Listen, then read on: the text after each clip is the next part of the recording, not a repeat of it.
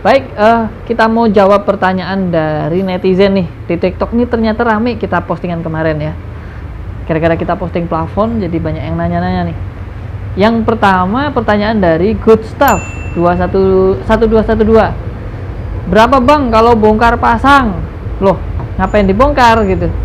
Kalau biasanya kita kan terimanya pasang tuh, biasanya baru. Kalau pasang tuh rate-nya 165.000 per meter persegi. Nah, tapi kalau tambah bongkar tuh hitungannya masuknya biaya tambahan. Nah, biaya tambahan ini tergantung sih lokasi. Kadang ruangan tingginya ada yang 8 meter, ada yang 4 meter, tergantung kesulitan. Karena semakin tinggi ruangan itu nanti akan membutuhkan banyak scaffolding untuk kita memanjat seperti itu, dan tentunya membutuhkan tenaga lebih banyak. Oke, itu jawab pertanyaan dari Good Stuff 1212. Lanjut lagi pertanyaan dari Via Erma. Susah kalau cek listrik, gak kuat kalau diinjak ya. Nah, kalau plafon PVC ini memang dia bahannya sangat ringan, berbeda dengan plafon gypsum atau GRC. Karena bahannya yang ringan ini, kita pakai kerangkanya bukan pakai kerangka yang gede, nggak perlu kanal C, kita hanya pakai hollow aja, bisa 4x4 atau 2x4. Nah, kalau untuk diinjak memang dia nggak akan kuat dengan beban manusia di atas 50 kilo begitu. Tetapi cara untuk cek listrik itu ya, ngecek listrik ya, itu bisa kok. Kita pakai alat, pakai tongkat gitu dari pinggir. Kalau dari bawah kita naik tangga. Kalau kita usaha ke atas, kabel bisa kita tarik pakai alat begitu. Sebenarnya nggak sulit kok. Dari Paijo 2 juga nanya, teknisi listrik pas plafonnya udah kepasang, Jir, gimana gue mau benerin kabelnya nih gitu ya. Bingung dia. Nggak sulit. Untuk benerin kabel di plafon PVC itu bisa kita seperti ini kan plafon ya. Kita naik tangga ke sini, kita cabut dulu kabelnya di lampu misalnya seperti itu, kita cek, kita lolos semua gitu. Nah, misalkan kita mau cari tahu nih problemnya ternyata nggak di sini, problemnya adalah di atas sini. Kita manjat ke lewat lubang kontrol di sini, kita naik ke atas bawah atap ya. Nah, dari bawah atap ini kita bisa pakai tongkat, kabel itu kita tarik aja gitu. Nah, untuk masukinnya ke sini gimana? Juga pakai alat lagi dong. Karena lubang untuk lampu ini nggak mungkin kita bikin kecil banget dong, pasti kita bikin yang gede. Nah, sebesar fitting.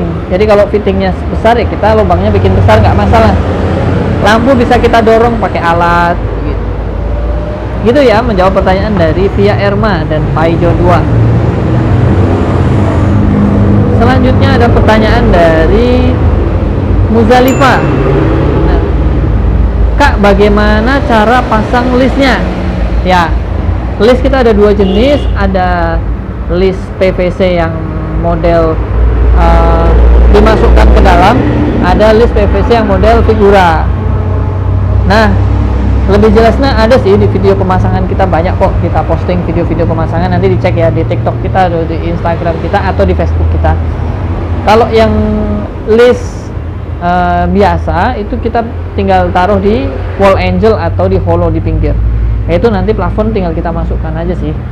Tetapi kalau kita pakai list figura ini beda, karena list figura ini kita selesaikan dulu pasang plafonnya, baru kita tutup dengan list figuranya di pinggirnya. Itu pengerjaan terakhir jadinya plafonnya. Sedangkan kalau list polos, listnya dulu baru kita ngerjain plafon. Tapi kalau list figura, kita kerjain plafonnya dulu, baru kita kerjain list figuranya.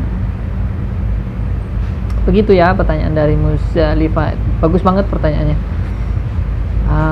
Ini dari Arifin S. Wah, tukang borongan pasti bahannya irit katanya.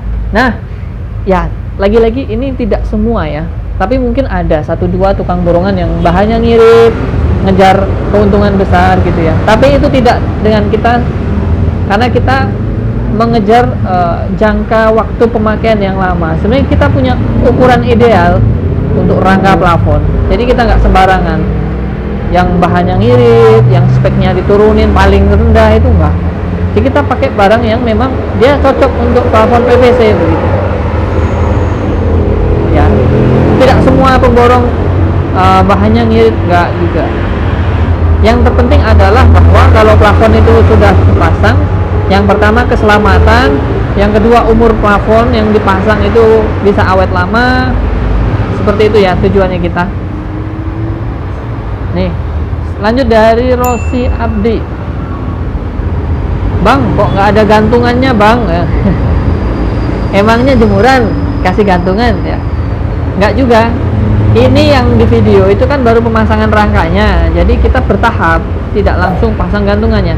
Selesaikan dulu kita pasang rangka, kita lihat beban paling berat di sebelah mana, itulah yang kita kasih gantungan. Begitu ya caranya. Tapi tetap gantungan kita banyak, jadi setiap rangka itu ada gantungannya supaya rangkanya kita tidak melengkung ke bawah, tidak berubah bentuk, jadi tetap stabil 10-15 tahun bentuknya masih sama.